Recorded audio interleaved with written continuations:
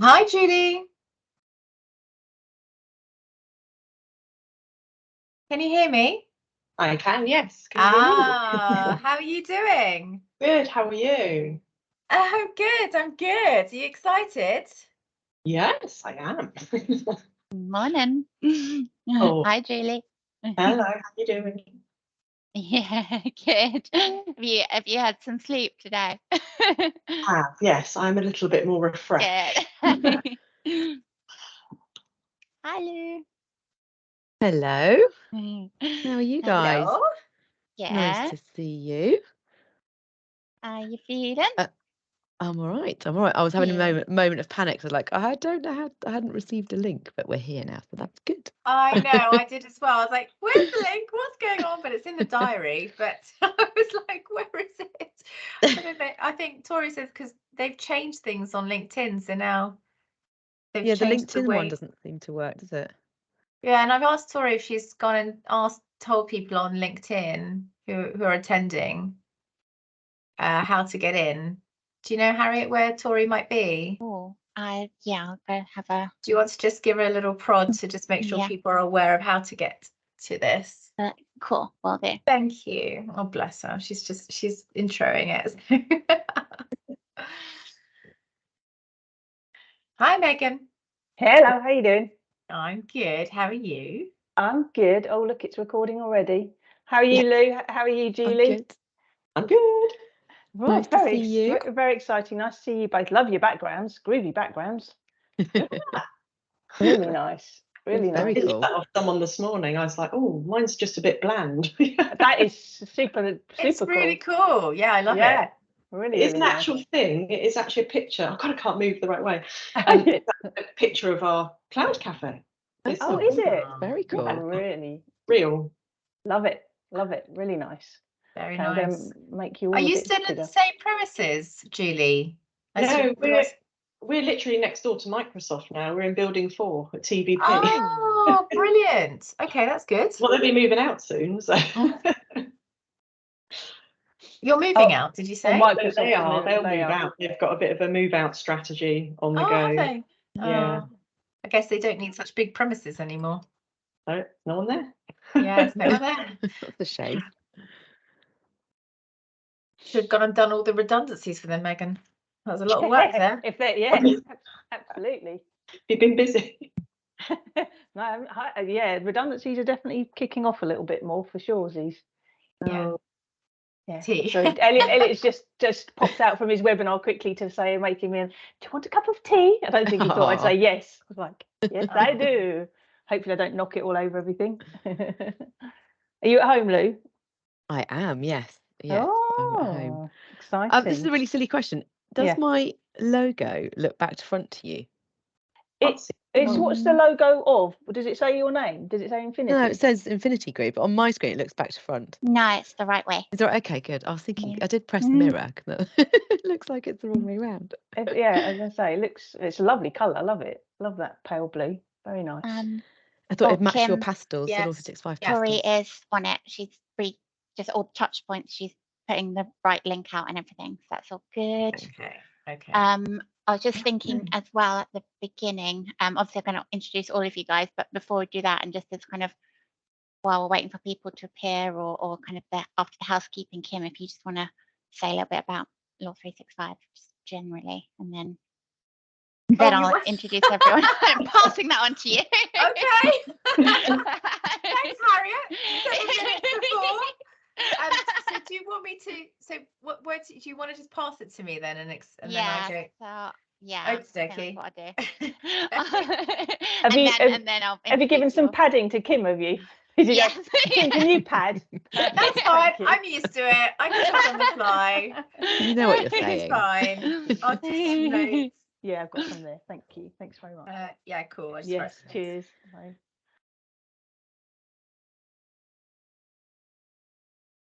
Were you just asking about the registration, Kim, about the links? Yeah, because Tori's just said that they've changed the way that they've done things on LinkedIn. I suspect they've probably done that for a while. I don't know what, but if 155 people are attending and they don't know about that, yes, So I Yeah. just sort of asked Harriet to just find out if she's on top of telling people Oh, we've that. lost Harriet. Yeah, she is. She's done some social posts, she said, and put the LinkedIn on the actual event. So you Okay, click and so stuff. long as people can trace it, that's brilliant. That's the Yeah. important. And I've got Lewis checking on hello at Law 365 in case anyone emails in there and says they've got a problem. Great. Yeah, so I'll keep an eye on emails that pop up as well, and I'll just mute myself and deal with them if I'm not talking. Perfect. Super So duper. Law 365 is the only law firm exclusively for Microsoft partners. We handle commercial and employment law matters. I'll just do really brief. I'm not going to go into the how long we've set up, etc. Just what we do. Sounds good. Okay. Cool. Groovy. Good. Lou and Julie, you both happy Exciting. with what? I know you had your meeting yesterday with Yeah. Elliot and Harriet. Yeah, all good. All I got- prepped. We're going to watch out for a pencil. Oh, what does a pencil mean? What? Oh, I don't know what it means. What If does we're it mean? talking too much. Shut up. Oh, you're on mute. You're on mute, Harriet. Is that? Oh, Stop no. talking. Okay. I got the memo. I got it. Stop talking. Yeah. Stop talking. You're matching colours, Lou and Julie, actually, aren't you? Kind of pinky marooning. Very nice. Yeah. Must be Yeah, the obviously. on-trend colour. Intentional. Entirely intentional. Entirely intentional. Yeah. I think people just. What time is it now? 10:56. People just come straight in. So they might. Did you say that already, Harriet? When I was off. Oh yeah, no. I didn't. No. So people. There's no lobby, so it won't be letting anyone in. They'll just. They just arrive. They just arrive. Okay. Yeah, and got hopefully Peter doing some magic on this part of the recording and chopping off the front end of the recording. All this bit. All this bit, hopefully, yeah. And just at the bit that we start at 11, fingers crossed.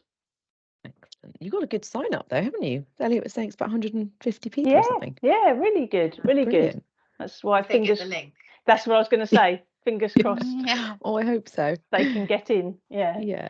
Well, if not, we'll have to send everyone the recording, and we'll just be amazing on the recording instead. Exactly. It's like, maybe that's a good thing. Don't have to present for 155 people. Yeah. Just pretend they're not there. Exactly. Just Exactly. imagine there's just two there out Oh, there. God. Your sister and your mother. Yeah. And I'm not Tori. sure if that's better or worse. Yeah, it's probably worse. My sister terrifies me. So, Harriet, are you going to intro me then, or do you want me to Yeah, intro so I you? think maybe what I'll do is I'll do the house. I'll kind of just say hello as a few people pop in and say, well, we'll wait in a few minutes, and then I'll do the housekeeping, and then if I just say, oh, Kim, I'm going to introduce everyone individually in a second, but before that, just Kim, if you'd like to just explain a little bit about Law 365, Yeah. and then you could do that, and then I'll start the main Okay. intro, and then introduce you all individually, including Yeah. you, Kim. If you just say Kim, who's the CEO and founder, Yeah. Kim, over to you to introduce Law 365, just so that Okay, yeah. you just prep who I am, so people are Yeah. not like, who is this Kim Paxson? Why is she popping up? She has no value. You need to have a background saying CEO and founder. No, it's people want to know who No, I who's know. talking. Yeah, So- no, absolutely. Should we mute ourselves when we're not talking? Or do we not need to? I always, it's up to you. If there's a lot of noise going on around you, definitely mute yourselves. Yeah, it's up to you. I always think if you don't mute yourselves, it feels more like you're ready to sort of Jump in. More natural, isn't it? Yeah, it's more natural, but can't help external noises if they do come in. If anyone gets really noisy, just mute that person if they're not talking, because sometimes they're not aware of what external noise is going around them. Oh, Elliot. Oh, okay. Oh, panicked. Haven't got the polls there. Are they there? They're coming. Yes, you see they're them? there. We're there. Cool, I Got can't them. see them. Got them. I've got Is my it- emergency help sign for Elliot. Is he there with you? Is he in the background? He's opposite, Oh, good. yeah. Oh. Oh, bless. Oh, Lewis is here. Hi, Lewis. Hello. Hello, I'll be in the background, don't worry. Are you right to put background on, please, Lewis? I'll close my camera off. Oh, I'm not okay. gonna be here. It'd be Are just you Aw. technical support? Well, I mean, Yeah. very done a grand job so far. Okay, we've got 1 minute to go, As we guys. say, 1 Okay. minute. They'll be flooding in. And Tori's going to be letting them in, or did you say there's no No, one? there's no They just come lobby. in. Yeah. All right then.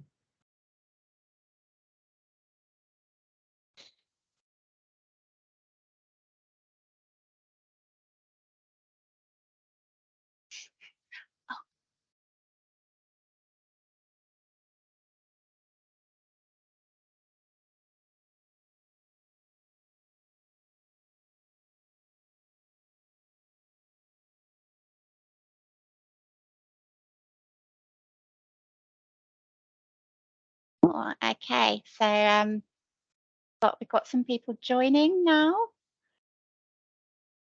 I think yes, just gone 11, so we'll wait for more people to come in through the registration process.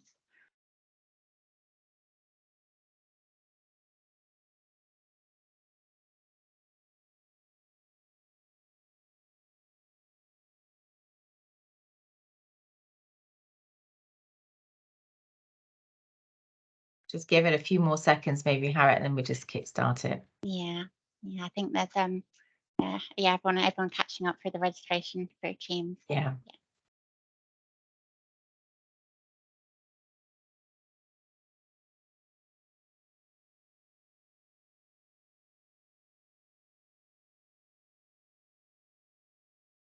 Do you think we should kick off, Harriet?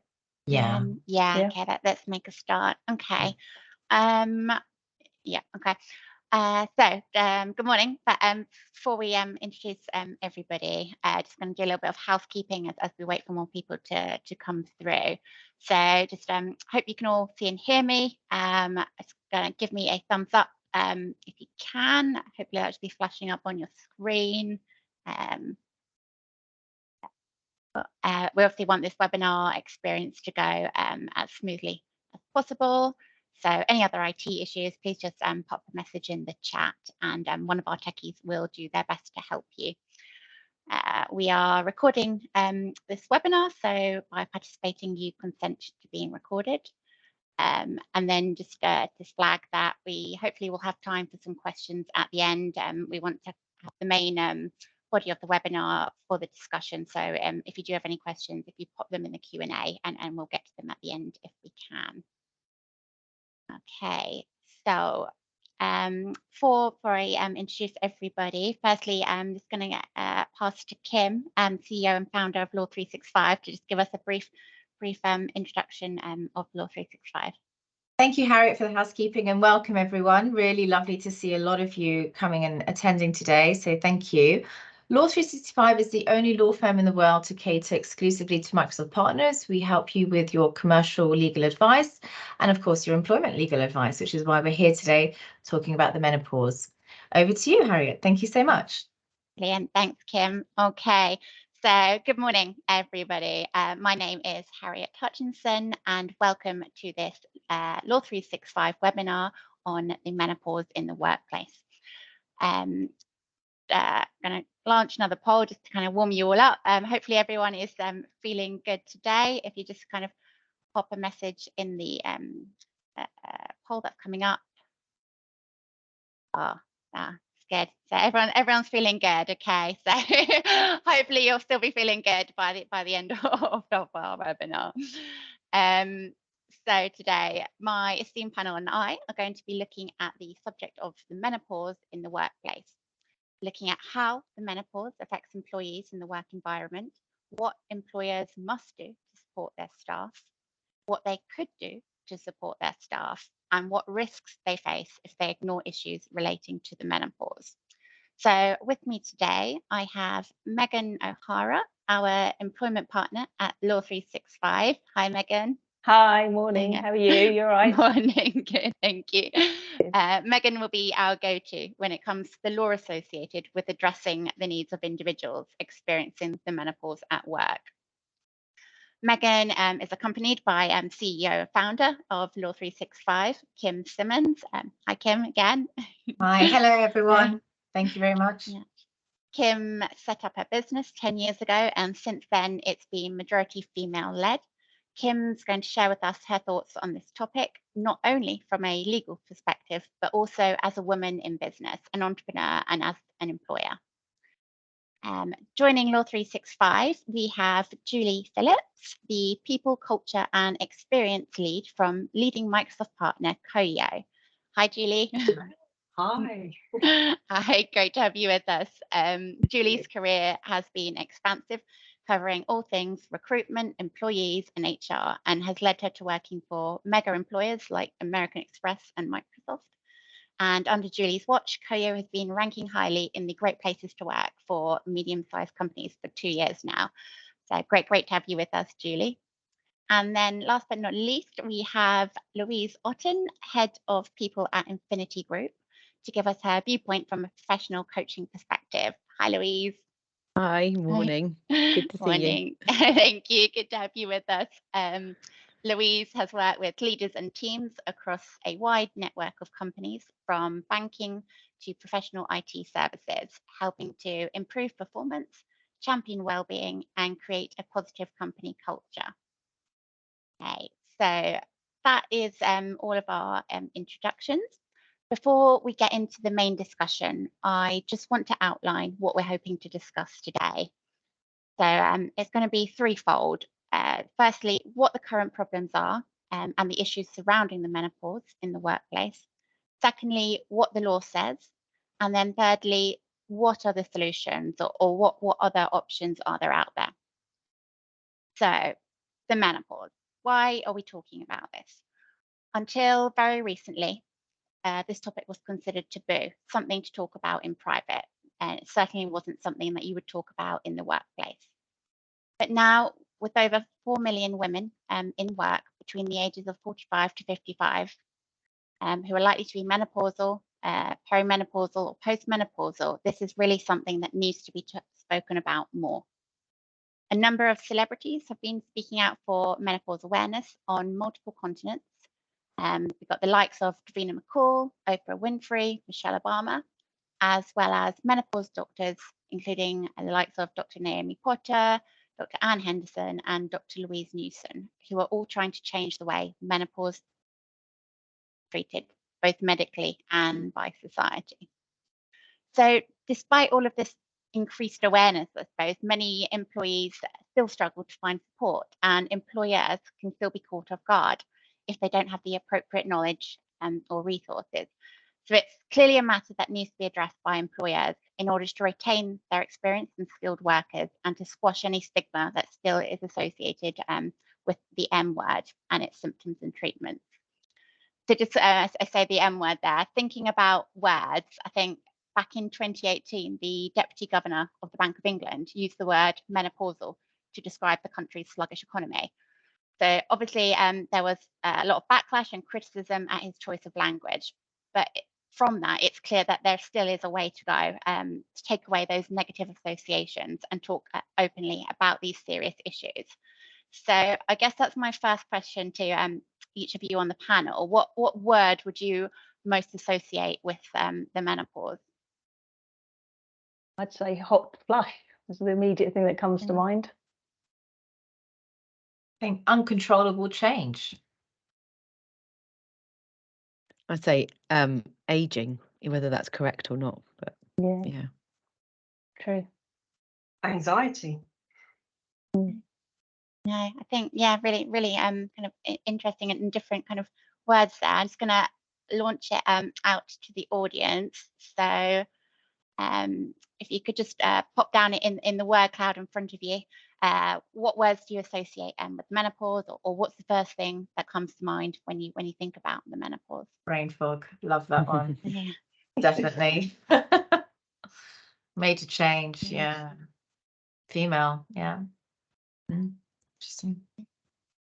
Okay, Tiredness. Yeah. Yeah, change. Scary change. Let's give a couple more moments. Got quite a few responses there. Yeah. along similar lines. A lot of people are all kind of saying the same things there. Unpredictable. Yeah, lack of control, weight. Yeah. Yeah, so a lot of interesting words there, and symptoms in particular, kind of a focus on symptoms there. So just I thought, Louise, sorry to put you on the spot. I think what would be helpful is if you just want to kind of talk about what symptoms people might expect or related to the menopause. Yeah, I think it's so multifaceted. It's actually amazing when you start reading into it and educating yourself around it. The symptoms can range from anything like we've seen up there, like brain fog, not being able to concentrate. Often the typical symptom of hot flushes isn't something that people experience first. It might be other things that might be happening, like extreme tiredness. Some people experience anxiety that they've never had before. It can be things like headaches, all sorts of weird symptoms like ringing in your ears, dry eyes, low mood, just lack of sort of zest, I think is often described for some people. And then you have the more physical symptoms like hot sweats and maybe not being able to sleep very well. So I think if you log on to the Menopause Society, there's a list of about 55 symptoms, and they ask women to do a check over a period of time to sort of tick box how many of these symptoms are you experiencing. And then it's difficult to then distinguish, are they menopause symptoms, are they something else? So yeah, education is around it is key, I think. Thank you. Yeah, and I think really interesting there in the fact that understanding that there are so many symptoms, and for one person might experience, another person might not, someone might experience the whole lot. So again, really key that as you say, education, that people are aware, because otherwise you might not know what it is, and as an employer then you've not really got an idea. So thinking about some of those key words, turning to the issues. So what are the problems in the workplace? So last year, Channel 4 commissioned a survey for their TV show, Davina McCall, Sex, Myth and the Menopause. That survey found that 10% of menopausal individuals had in fact left their jobs due to the menopause or menopause-related reasons. And that was then also confirmed in a report by the Fawcett Society. So Kim, going to come to you for a question. Today, we've had some great news. Law 365 has been ranked 10th for best workplaces for women in the small business category, which is obviously a really great achievement and a really good nod to kind of behaviours and encouraging females that you are doing in the workplace. So thinking about that and that kind of 10%, what would that mean to your business, or more generally, what would that mean to businesses, that amount of individuals leaving? Yeah, it's a great question, and definitely something people can't sort of stay blind to. They have to understand what that actually means. I mean, there's sort of three facets to that, right? There's the one which is the cost implication. When you lose a substantial amount of your workforce, you're going to have to replace them. That costs money in terms of recruitment, training, but also the disruption that happens in the culture and the organization as well. So, there's a huge ramification just on your bottom line, if you're looking just at that pure sort of numbers game. I think the second facet for me is reputational damage. So, what is it that's really going on in this business that you've lost such a significant portion of, or demographic of your team? What even men would be quite worried about going into a place that doesn't seem to be nurturing of some sort. I think men are definitely supporting women a lot more. So to have an employer not show that sort of nurturing ability across the board, I think is a red flag for anyone coming in. So that's another kind of facet of it. The other thing is more, I think they lose an opportunity. Women are very creative. They're incredibly efficient. They are there to do the job. They get in when, and they've got a certain time to do the job, and they get it done. I've seen a lot of efficiency come from women. Creativity and nurturing. These are two elements that women hold very close to their hearts and are very good at naturally. I'm not saying, by the way, that men are not. I'm just saying in general, that tends to be what they bring to a culture, what they bring to a business.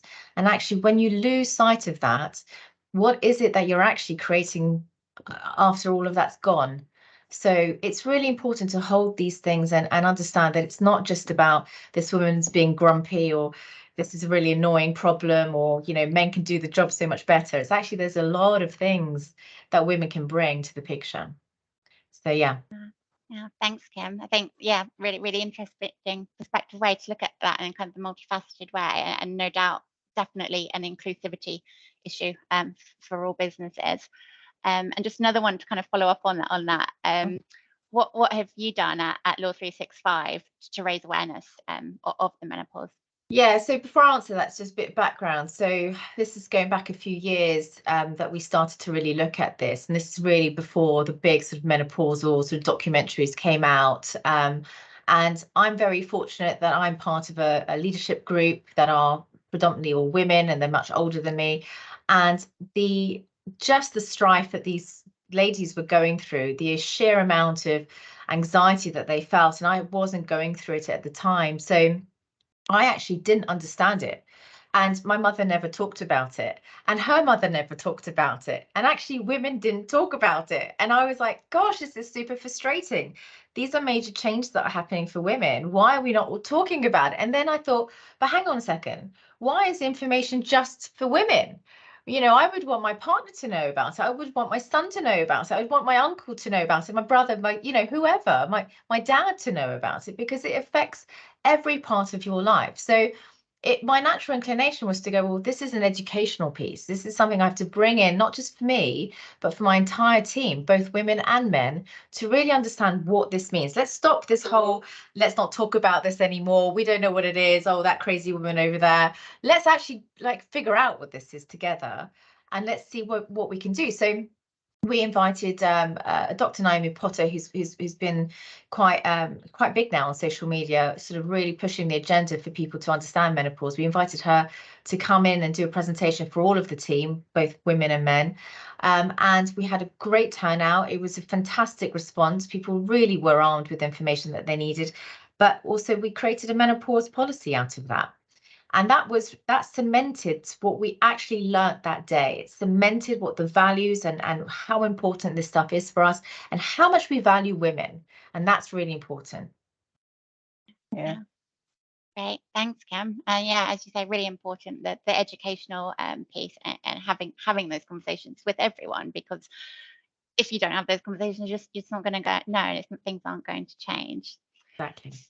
So thinking back to that statistic, 10% of individuals leaving the workplace due to, or 10% of menopausal individuals leaving the workplace due to symptoms. Why do we think that is? I'm just going to again ask the audience again. Just if you jot down any thoughts you have, why you think menopausal individuals are leaving the jobs. And whilst we wait for a couple of answers, just going to throw it out there to the panel. Why do you think people are leaving the workplace?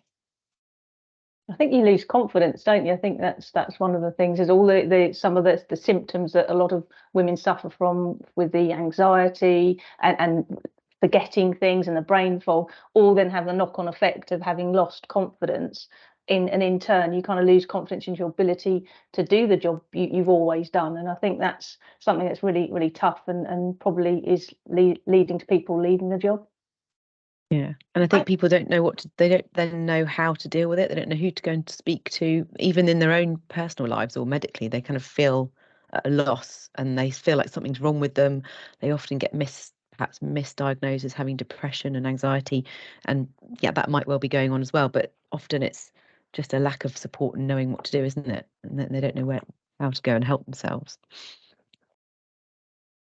Thank you. Yeah, I think, and again, both what you're saying is really reflecting on what everyone there has come back. That it definitely seems to be a loss of confidence, lack of confidence, that seems to be coming up.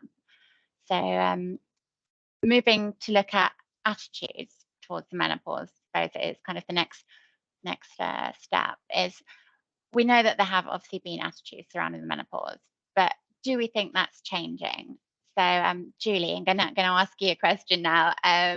Throughout your years of HR experience and working with people, have you seen attitudes change, and how so? Yeah, so it's a really interesting one. In my view, despite it not being written into legislation at the moment, so it's, as menopause, I feel that there is pressure, pressure's being building on this now, and certainly to the government. So I think it's a when and not an if. But what I've seen is employers taking matters into their own hands a bit more, including this as part of perhaps a health and wellbeing strategy, pretty much like the approach we took at COEO. And also for us, this was with an equity lens as well. So we talked about the importance of inclusion as well. We create fair and equitable working environment for those who experience maybe physical or mental health issues. And this, for me, is exactly the same. But we know it's a relatively new thing, that we're starting to have more conversations around that. And even in larger organisations, I drove our approach to menopause support with the help of Megan initially, to set up our policy. I think it was October 21, wasn't it? But as a perimenopausal woman on HRT now, my symptoms were many and they were awful. And I wanted to ensure that women at COEO, or those who partners, husbands, wives, relatives of cis females, also had access to information around the menopause. At the time, there was huge momentum building, as we've talked about, on social media, and more recently on TV as well. So celebrities like Davina McCall, Lisa Snowdon, Sarah Parish, the great British actress, the Menopause Matters movement, doing great work around campaigning around menopause, education, and in the workplace as well. Specialist GPs, we've talked about Dr. Louise Newson already, another one, Dr. Fenella Barton, who's the menopause medic. Great platforms, and really provide great factual content, podcasts all around perimenopause and menopause. So that did really help me, and certainly these are all useful resources that we have used as part of our information that we provide to our employees as well. But whilst you've got all of that great information on those platforms, we know that it's misconstrued to think that everybody knows about it or will be talking about it in all areas of life. And I think the workplace is the final frontier now for that. So there is still work to do in creating an environment where we feel generally comfortable in coming forward, and whether that be to their manager or to HR, or to a colleague, just to say that they're experiencing perimenopause or menopause symptoms, feel like they're supported rather than judged. And we know that 85% of women will experience menopause symptoms. So that's a huge impact on the workplace. So I think there is still work to do. However, there are some positive steps being taken. I like this conversation today. Okay, the information and support and advice provided on here is such a great start to that as well. Thank you, Julie. And yeah, really great insights. I like that, the final frontier. And again, like as you say, that attitudes have changed, but and again, there is still a way to go. So I think on a similar theme, coming to you, Louise, I just wonder from your insights from a coaching perspective around the attitudes. Yeah, I think it's definitely getting so much better. I think the thing I've seen over a number of years working with female leaders is seeing people not knowing what to do or where to go or who to talk to now knowing that they've got access to a lot more information. And I think the key is having someone to talk to that understands. So in the workplace, representing yourself as a menopause champion or working in the wellbeing space, knowing that you can open up that conversation, knowing that you can educate people is key. And I think the most sort of easy response to this is to say, this is the way you can go, this is a listening ear, this is someone that understands you, this is the support we can give. And from a coaching point of view, giving people that opportunity to be heard and listened to, because often they don't know what's going on, they don't recognise necessarily that that's what's happening to them. I know, like Julie was saying, from my experience, I didn't know that I was going through the perimenopause early, and I was dealing with all sorts of symptoms that didn't make any sense to me. And it was through access to a GP through our medical health provider that helped me start to think, oh, this is what's happening and this is what I need to do. And that conversation opened up my thinking to going and finding a GP that was relevant and able to help me, and going and talking to my coach and going and talking to friends and other women that have been through it. And just through having those conversations, it broke down so many barriers around the stigma that you think that comes with the menopause. And as well, my mum didn't talk to me about it. I knew nothing about it. In her words, she never went through the menopause. She probably did, but she just didn't know. She didn't have any support. And I've spent the last kind of 2 years really educating myself in this area, so that I can help other female leaders educate themselves.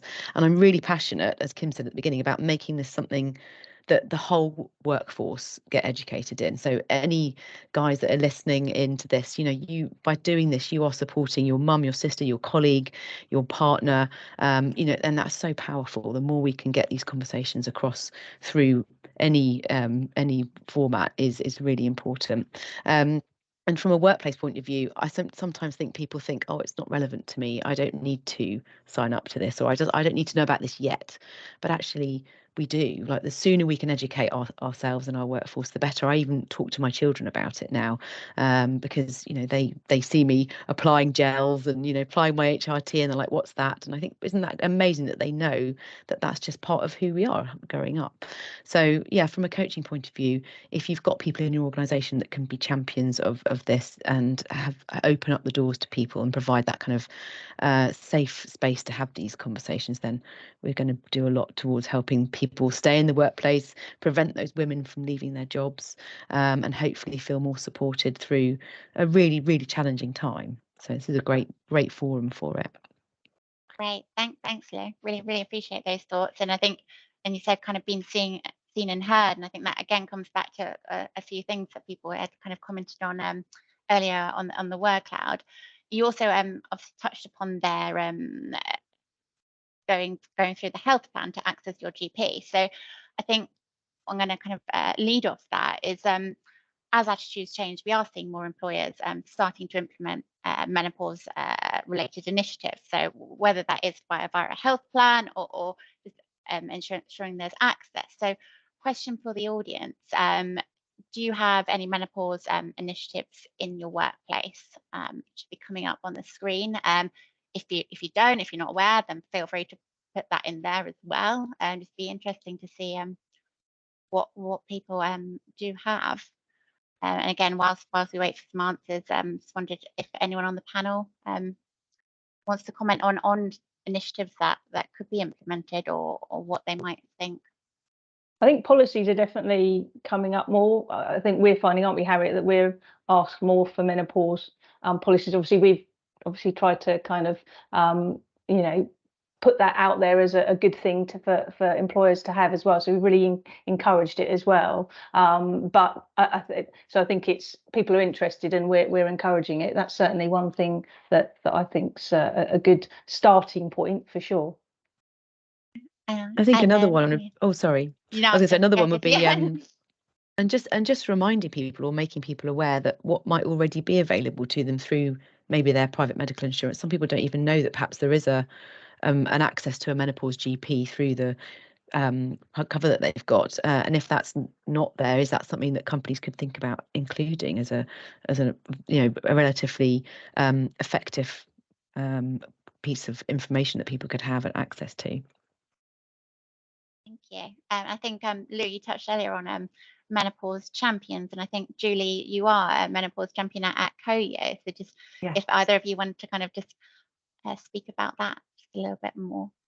Yeah, I think, obviously I took that role on because I initiated our initiative around menopause anyway. So, and it felt right for me to take on that role. But I'd love to have more, to create, a wider safe space. Do you know what I mean? As well, that we have other champions within the business. But, you try to create a high trust environment at work, and having a menopause champion role within your business just gives that extra reassurance, focus and support for people to come forward. Oh, thank you. Thanks, Julie. And leading on from that, I suppose the initiative kind of leads us nicely into our next section about what an employer must do. So where does the law feature in all this? So Megan, I'm gonna come to you for a moment, but obviously everyone else feel free to jump in as well. But firstly, Megan, what does the law say in relation to the menopause? the starting point for the menopause is looking at the Equality Act, because that's where the protected characteristics of age, sex, disability, they all come in there, and they're the important kind of characteristics that you look to for the protection as an employee. And then the other side of it is if you've got, because for those you don't need any service. We'll talk about different types of discrimination in a minute, but there's also unfair dismissal is also important protection that's offered for employees there, and that employers need to be aware of, because if the way an employee is treated by their employer amounts to a fundamental breach of contract, then you're looking at potentially constructive unfair dismissal, or if there's an actual dismissal. We'll talk about a case later on about where there's been an actual dismissal, then you've got unfair dismissal protection if you've got 2 years service. So there's a couple of areas, although menopause isn't actually a protected characteristic itself, and we'll talk about the government's responses to the WEC report later. There is protection out there, and therefore employers need to be really mindful of that. Thanks, Megan. So so you're essentially, there's no specific menopause legislation at the moment, so we're relying quite heavily on the Equality Act. Yeah. You obviously touched there upon discrimination or the risks. So just before I ask you the question, I'm going to ask it to the audience what they think the legal or business risks might be for employers. And while that answers comes in, Megan, if you could just kind of tell us a bit more about the risks employers face if they're not aware. Yeah, absolutely. So I think one of the key ones, which can be quite surprising, is direct discrimination, because direct discrimination is something you don't necessarily see that regularly, because it's less favourable treatment because of a particular characteristic. So because someone's sex, someone's age, because they're suffering effectively from menopausal symptoms, which then links back to sex and age often. So for example, someone doesn't get a promotion because they're menopausal, suffering from menopause symptoms. That is direct sex discrimination. Age discrimination could be disability discrimination. The case I was just referring to earlier is it's called Merchant versus BT, and it was a successful direct sex discrimination case, and it was quite odd in a way, but the claimant was this part isn't odd. The claimant was suffering from menopausal symptoms. It affected their performance. They moved towards performance management. They were then on a final written warning, and the manager who was managing that performance management decided against company procedure, which said, in this case, if someone's got performance issues, and it might be health related because she had disclosed that she was suffering from the menopause, in this situation, health condition comes up, then go to occupational health, let's get some medical investigations underway. So there's a company procedure which he decided not to follow. Instead, he decided to think, what happened with my wife when she went through the menopause? Oh, this is what happened. And he thought it all through on the basis of what his wife had suffered and how she'd gone through the menopause. And I don't know quite how this linked, but then decided to dismiss the claimant because of her poor performance, even though she was suffering from menopausal symptoms.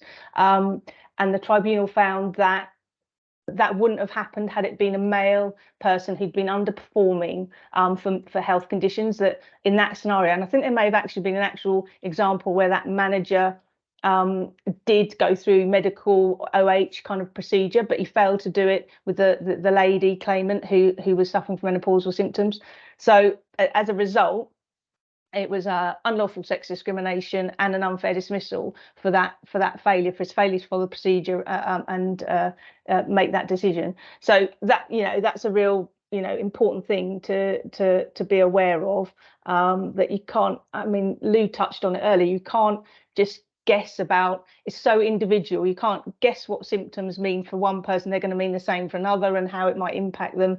It's a very case by case basis, and so it's a very strange thing that manager did.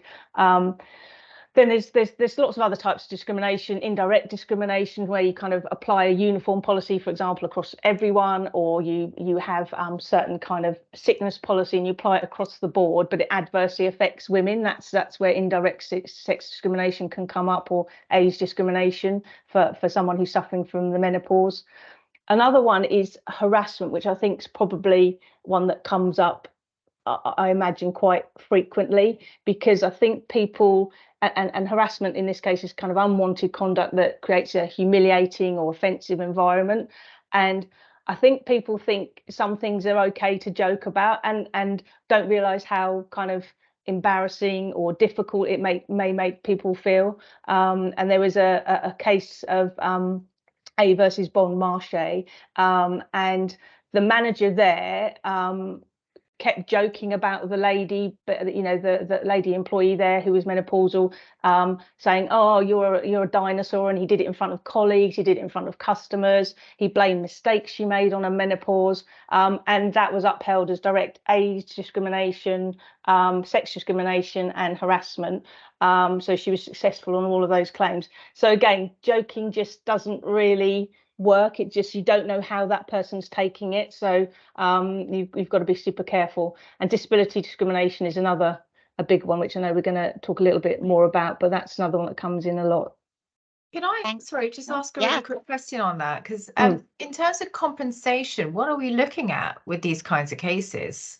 Yeah, so for that particular one, for example, that had an element of both injury to feelings, and they also had compensation for loss of finances, and they were awarded in total £28,000. So it was, and I don't imagine that there was a massive salary particularly involved in that. So obviously, the bigger the salaries get, the side for the financial side can get a lot more kind of worrying. And if someone's got a disability that, you know, if their menopause is meant they have a disability, they might be off work for a long time after they leave a job. So they can really start racking up the compensation that flows from that.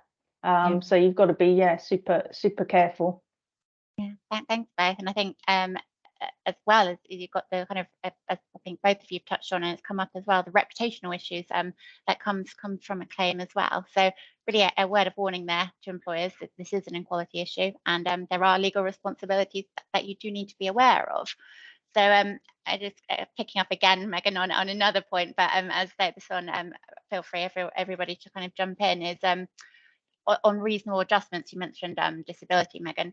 Obviously, reasonable adjustments is a legal duty where someone has a disability falling within the Equality Act. But what about if someone doesn't actually meet the definition of disability, or perhaps, and again, to put it another way, I suppose, you might not want to be labelled as that with your menopausal symptoms, or so what would you advice would you give to an employer where someone doesn't actually meet the definition? Should they still give reasonable adjustments?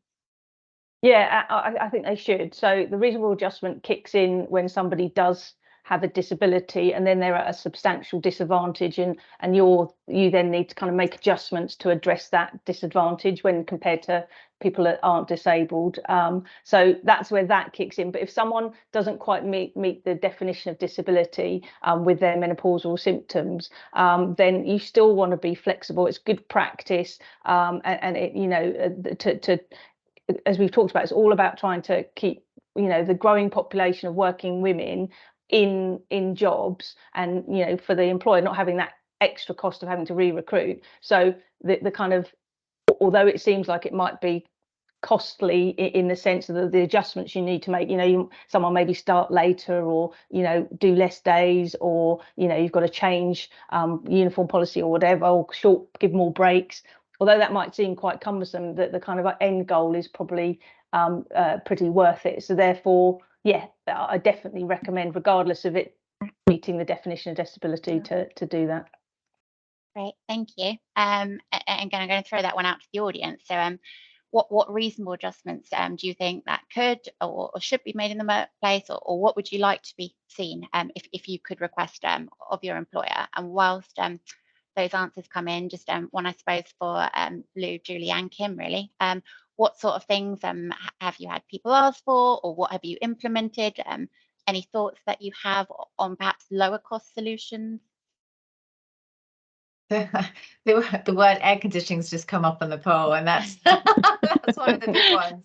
I think definitely it's harder to put air conditioning on an old building, unfortunately, but lots of fans, lots of, you know, giving them what they need to feel comfortable is really, really important. That's just on a physical level. And I think, and you know, it's interesting because even as a female employer, so what is it that I need from my team as well? Because sometimes I have brain fog, sometimes I have memory loss. So just that nurturing, that forgiveness, I think, is really important, and that sort of needs to come from both sides. Lou? Yeah, I think, yeah, building on that, the same thing really. So flexibility, you know, understanding that people might be really, really struggling with things like exhaustion or not be able to concentrate, and being in a noisy environment can be really difficult to manage if you've got brain fog, and your memory's not so good. You might need to be working in a quieter space. You might need to think about adjusting your hours for a period of time. And I think the big thing, which I keep banging on about, is giving them someone to talk to, in whatever capacity you can in your workplace, whether that's, you know, someone internally or encouraging them to go and speak to their GPs, just so they can start to understand what they need to do to help themselves. I think a big piece of this is empowering people to feel that they can own it, and they can help themselves. They can go and get help, and it isn't like the end of the career, and it isn't the end of their, you know, youth. It is, in fact, you know, it can be the start of an amazing new part of your life. But if you can have the right education around it, then that can make a big difference. And I think for me, Louisa made a really good point just there, is I didn't want it to, you know, what I was going through, I didn't want it to impact my career. So, and you know, I didn't have to sit with a fan on my desk, you know, I didn't have those kind of symptoms, and everybody's different. So it's about understanding when people are going through this, it's a case by case, understanding what that person needs. But my experience was, I didn't want it to define me. I didn't want it to, you know, oh, okay, so, you know, I've started this new job and I'm now a lead of my function in an organization. But I didn't want to have to kind of reduce my hours, to take a lesser, you know, not do certain parts of my job because it might impact anxiety. Or I wanted to build my awareness and coping mechanisms and have, you know, interventions in place that would help me just continue in my career versus have to take some adjustments. So I think there's a level of understanding that not everybody would want to kind of see this as a cutback, as a step back. But actually, how can we enable them to still be successful and thrive in the role that they're doing, but understand more about menopause itself, what they need, and also to help connect them to the right people to help them as well. Thanks all. They are really, really great suggestions, insights there, and kind of similar to what was coming up as well. So empathy seems to be a big one. So it is having someone to talk to it. And Julie, as you say, what works for someone might not work for another. So the key really is listening to what people want. Just I suppose just very briefly begging, because we have touched on it, but if someone was to bring a claim, if say they asked for adjustments and they weren't made, if that claim was successful, what kind of compensation are they looking? Well, I suppose what are the risks for the employer? What financial risks they face? Yeah, so we touched on with Kim earlier the particular case that ended up in a £28,000 award against the employer, and you can actually get, for a successful discrimination claim, the injury to feelings award part of it can range from £1,000 all the way up to £50,000. So it's, you know, it can be quite, you know, a massive award. And then on top of that, we talked about the financial loss, if the person can't then get another job, if they've been either dismissed or felt they had to leave their job. Can get as far as personal injury as well, for potentially for depression. That could be one of them. And then there's obviously all the normal things, notice pay, and if there's unfair dismissal, basic award, which is the same as redundancy. So it can really start adding up. So it really pays to kind of know what to do, what not to do, and to train your employees properly about the risks. Yeah, great. Definitely something not to take lightly. With the slight change of gears, again, a one for all of you, I suppose. but Megan, probably going to come to you first. Is the law changing? Is it going to change? A little bit. There've been quite a lot of reports recently. You know, as we've all been touching on, there's a lot in the media. Then there's been also been government reports, almost kind of on the back of that, in parallel with that, where they reported on obviously the impact of the menopause on the workplace and women leaving the workplace.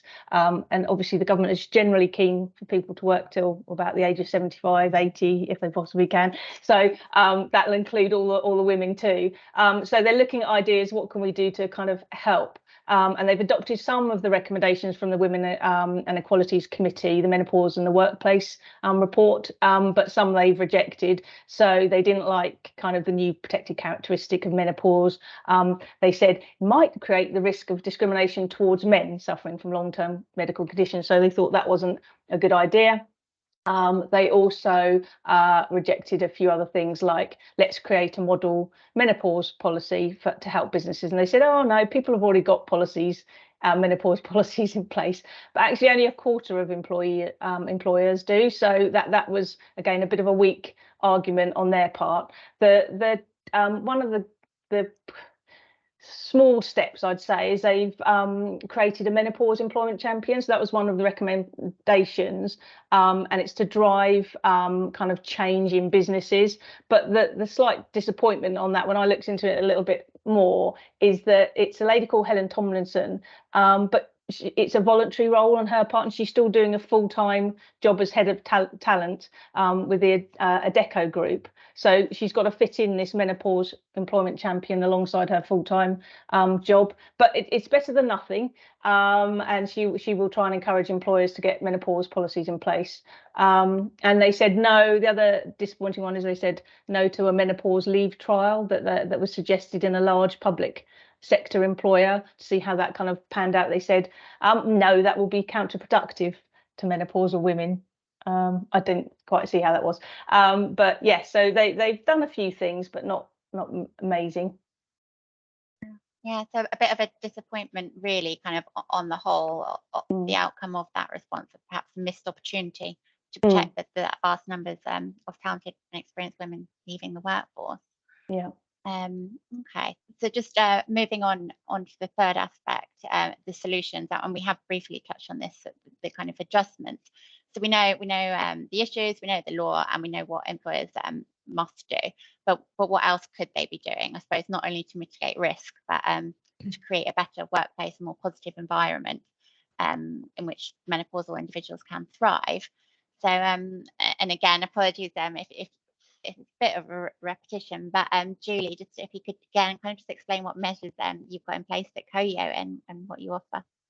Sure, yeah. So yeah, I briefly mentioned earlier that we launched our menopause guidance and support policy that Megan worked on us with in October 21, and we purposely did that to coincide with Menopause Awareness Month. It really encouraged open conversation first and foremost, which I really liked. There is a guidance in there and support and practical help wrapped up in the policy as well.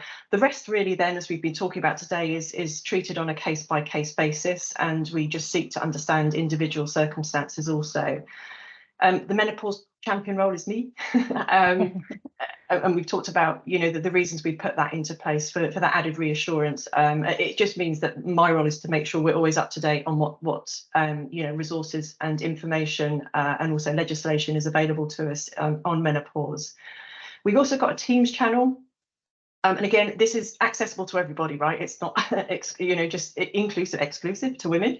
And that's called Menopause Support and Information. So that is everything that you would hopefully want to expect from, you know, what it is, how, and where to find out more information and resources.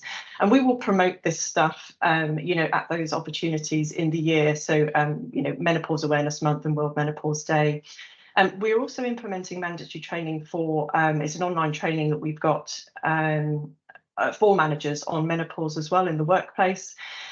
We're also building our women's network in COYO as well. So we're building a strategy for our next financial year. And this will create a great community of females in a tech company, which I think is really important. So there'll be opportunities for development and mentoring for each other. But also, this is a group of individuals where we can really promote the gender health resources we have, which obviously include menopause as well. So we'll use the opportunities to ensure that we're feeding that information through that network too.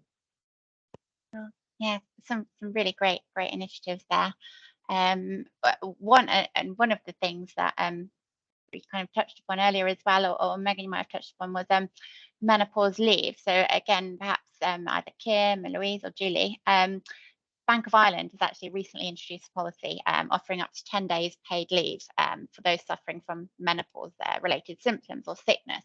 And just, do you think that that's feasible from a business point of view? And again, prior to this, we were trying to find out whether that is a kind of 10 days per year, or and does that have to be taken as 2 weeks, or it's not entirely clear. And obviously, Ireland will fall within different jurisdictions, but just from a practical perspective, a business perspective, is that going to be possible or feasible? And then balanced against, I suppose, the cost it would take to replace that employee if they did need to leave.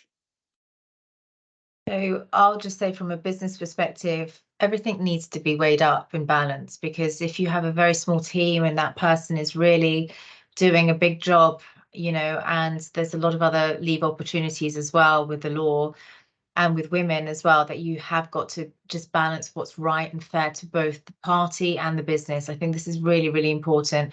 Sometimes we lose sight of that, or the individual will lose complete sight of that, and then the whole the business doesn't function in the right way, and it's not geared for helping other people and support other people in the team. So there needs to be a balance from both sides. But with that, when you have enough support, when you have an openness and transparency, when you have that empathy and you talk about what you need and you see what you can do with what that person needs, with what the business needs, then there's an opportunity there to both be happy in that arrangement. And I think this is really key. That's just from a very business perspective, because, at the end of the day, businesses still need to run. Yeah, absolutely. But we have to be Yeah. supportive and understanding of people's individual needs. And this doesn't just go to women, it goes to all kinds of individual needs, right? Exactly. Yeah. Megan? Yeah, either anyone else want to comment? I'm just going to launch a poll about whether people think the UK should implement menopause leave. But whilst that's coming in, has anyone else got any views on that? I also think I've heard this around menstruation leave as well. So obviously looking at those times as well. So yeah, I totally agree with Kimberly. There has to be on balance, and I think that if I use my own personal experience, I went to get help, I sought information, I researched, I listened, I learned, and I took the right course of action for me. So there is an element of responsibility on ourselves if we are going through perimenopause, on the lead up to menopause, or suffering pre or post, that we do take some responsibility in helping ourselves as well. It's not just down to the employer. We have a course of duty of care around all of that, and that's important, but it is down to the individual too to take responsibility. Any other thoughts on that? Yeah, I think I completely agree with Yeah. what you both said, really. And then I think if you were to do it, then there's a big piece around creating some guidelines around it and coaching managers on how to manage it and know how to kind of help people make the decisions about what is right for them and what's right for the team, because it is a very personal decision. And like I said, some people will need it and some people wouldn't. And then how do you make that fair across a team? So yeah, I think it's a very tricky one to get right there. I think from all three of you, what you said is definitely come across in the poll results. So most people have actually said they're not sure whether that. I think that's kind of been reflected in what you've said as well. And of all three of you, that it is a balance and it's weighing up those things. I'll just say one more thing on that. I think the law is there to help protect and to try and get us to understand these issues. But if businesses are already doing this stuff, the law doesn't really need to start interjecting. You know, it's when there's a huge amount of businesses that just refuse to look at this stuff, refuse to acknowledge this stuff, that's when the law has to come in. So, you know, when you do create a more balanced viewpoint in the business and a more, you know, really emphasizing the balance and the culture there, you can have that impact without needing to, you know, have the law protect or what have you. So it's really important, I think, for businesses to take stock of that. Yeah, no, really appreciate that. Thanks, Kim. I think conscious of the time, I'm just going to wrap up shortly. Just give kind of a bit of a heads up. I'm just going to do a little conclusion, but then I'll probably come to you and just ask if there's one thing that you would like the audience to take away. But just before I do that, so it's obviously been really fascinating speaking to you all and hearing all your thoughts and experiences. I'm sure everyone listening will really agree that it's been great to get an insight into this topic from all of your different perspectives and hear about the different initiatives that are being implemented. So really thank you very much for that. I think what resonated from me, the three things I suppose the takeaways, and again, I appreciate that could obviously talk about this topic for a lot longer, but the three things, it is an inclusivity issue. So whilst there is increased knowledge on the symptoms and impact on working life, we do still have challenges ahead to kind of stem that loss of talent, which will have a direct impact on diversity in workplaces. And the second thing is in terms of finding solutions, that there are some cost-effective and easy wins for employers. So it doesn't have to be expensive. It doesn't have to break the bank. So, for example, a menopause policy. So ensure it's tailored to your environment and culture, leaves room for flexibility. And of course, like all policies, it needs to be rolled out and lived and breathed for people really to get behind it, so it doesn't sit on the shelf. And then I suppose training and menopause champions. I think a lot of the time, possibly issues arise from ignorance rather than malice. So it's a matter of communication and educating your staff and managers and having those conversations. And then the final thing, obviously, I would say this as an employment lawyer, not only best practice to be talking about the menopause and demonstrating your commitment, but taking action will undoubtedly reduce your legal risk in terms of discrimination, which, as we've seen, could be very costly, not only for financially, but reputationally as well. And it could simply just be avoided. So I'm going to come, any of you feel free, I won't pick on you. Just what one thing that you would, or you'd like to take away, or you'd like someone to. I think raising awareness is really important. It kind of starts with that, and then all the different. I loved all the things that Julie was saying that happens at COYO, and the things we've done at Law 365 as well. I think raising awareness is got to be the starting point for me. Agreed. It's almost removing that stigma, the barriers. Again, you know, it's a bit like the journey that we've been on, you know, in the world around mental health. Let's just remove the barriers and the stigma around menopause and talk about it. I think it'd be if anyone's thinking, oh, it's not that relevant for me, I would ask them to ask themselves, do you care about employee engagement? Do you care about creating a good workplace culture? Do you want to have happy employees? And if the answer to that is yes, then this is really important to include in your workplace policies and raising awareness in the workplace around it. I think my final thoughts on that is, you know, if you want very talented women to come in and work with you, you know, how are you going to attract them? They're going to be of a certain age. They're going to need certain things. How are you going to keep them and attract them to you? And that's really important. Thank you all. Probably going to have to wrap up there because we are conscious of the time. I think it was going to be 45 minutes, but obviously it's a huge topic to talk about. Been great, interesting discussions. But so we won't have any time for questions, but we will be sending out an email after this webinar with the recording links for further information. Just before we do go, we do have a one-time special offer. And just bear with me, I will flash it up on the screen. So we're offering hopefully you can all see that now, offering a template menopause policy for £150 for 1 week only. which you can then adapt. The reason it's a template, you can then adapt and customize bespoke to your organization, and then set out what initiative or anything else that you do add, you can put in there. So to take advantage of that offer, just drop us an email to hello@law365. And again, the details will be on the email to follow. So that's all we have time for today. Thank you so much to our lovely panel for their wonderful insights.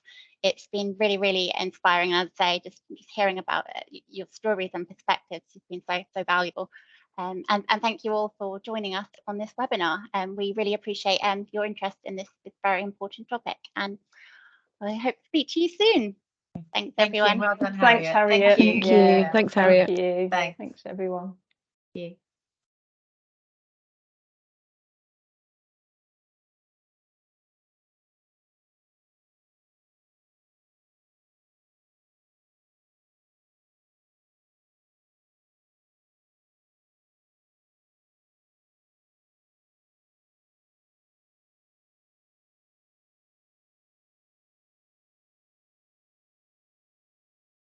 Oh, you're on mute, Julie.